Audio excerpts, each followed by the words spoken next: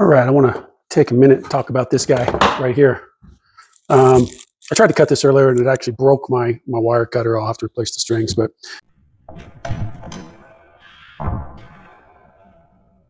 this is a 100% coconut oil bar, and it's never looked like this before. And it's pretty hard. Like, I shouldn't have to rock to cut through it like that, but the bar itself feels very brittle to me. Like if you look around the edges, there is like this breakage here. That's indication of the soap being too heavy on the lye.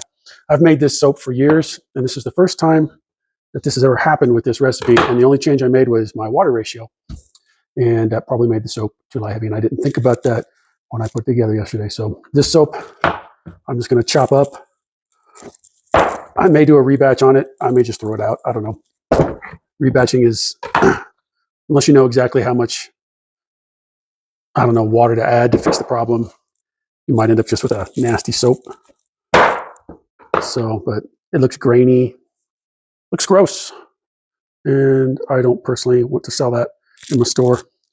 I'll just probably remake it later this week, and I'll just have to eat the loss on the materials for that one. Anyway, sometimes you get a soap fail like this. No big deal. If it happens, it happens.